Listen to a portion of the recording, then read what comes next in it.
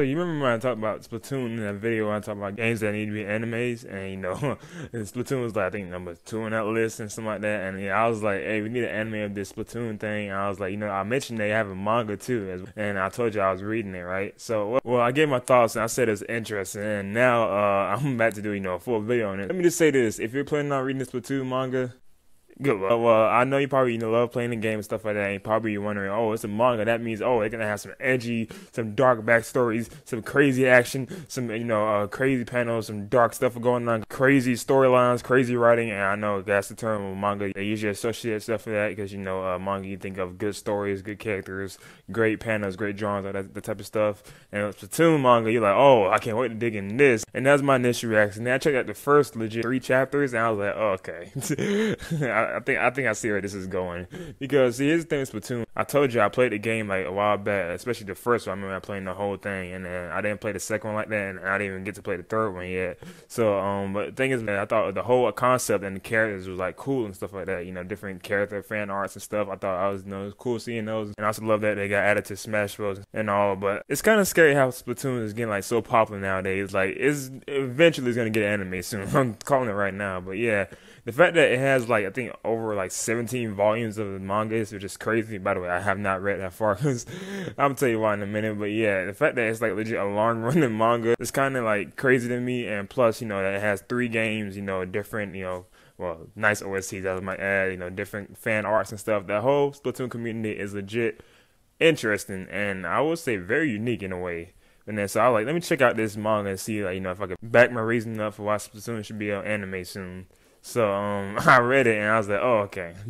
First of all, that first page threw me off because I'm not going to show, I guess, demonetization. But, just know I didn't expect that panel and stuff. I read it and I was like, oh, okay. I finished the first 3 chapters and I'm like, this is literally exactly like the Splatoon game, except with like more, reoccurring characters now. But I was expecting like, infamous gaming characters such as Marie, Callie, of course, the Orange Inkling girl, basically all the popular ones. And of course, I haven't, read that far, so probably might come up later on, but I know for a fact that they introduced like new characters, at least, like at least give these characters some proper names, such as, and by the way, these are their actual names, and I'm talking about Goggles, Glasses. Well, hold on, let me go back to this. This is manga. So it's Goggles-kun, Glasses-kun, Baba-chan, and Headphone-chan. Man, it was really creative with these names, but yeah, I will say these are like the main protagonists, the main group and stuff. Because let me tell you how the formula goes in this Splatoon manga. Main group, of course, Goggles, okay. You get Goggles group, and then they have basically go on adventures, and they always legit challenge people whoever they meet. It could be like and different antagonists, different people. They challenge them to a match, and it always leads to a turf war, which if you Splatoon fan that is basically claim the territory. You get more pay on the side, and you win. And they do this each chapter until and that's how they meet new people. They, it's literally a constant battle every chapter. Like I'm telling, like, hey, meet them. Oh yeah, you look interesting. Hey, we get to know my personality a little bit, and then boom, fight. Let's go. Not a fight. I'm sorry. Let's have a turf war. Let's go into the clash and battle, and then there's a victor every chapter, and that's how it goes until they meet the next person and rinse and repeat. So yeah, at least I read 2 chapters of this. Of course, volumes. I'm bad.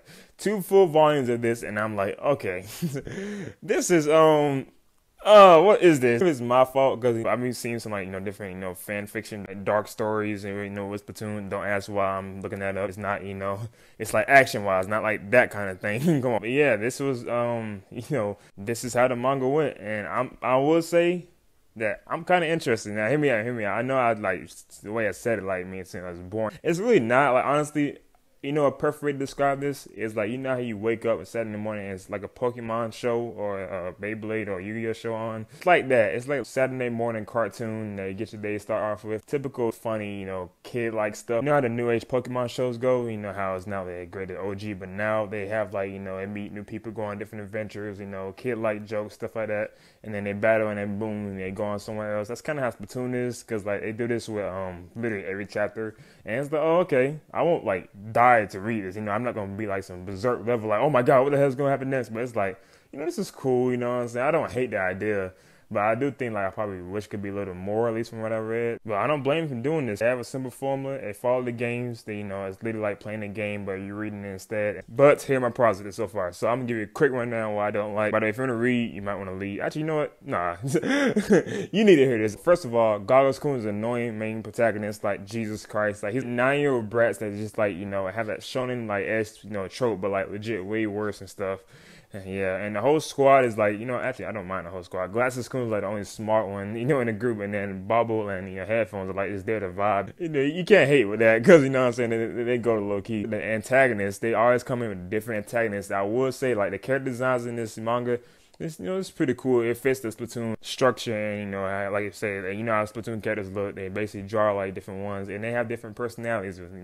I would say my favorite one so far is probably like the first one I saw, because I don't know, at least he was like cool in a way. The rest is like different. Like I know there's a Aloha one, which is like why? And then there's like this little mask one was like just like, bro, that's a menace. I ain't gonna lie. Like I remember he just said, "Hey, you're having too much fun. I don't like you." That's why I hate people like you. I'm like, oh my god. Literally waking up on Saturday morning, it's like those type of villains.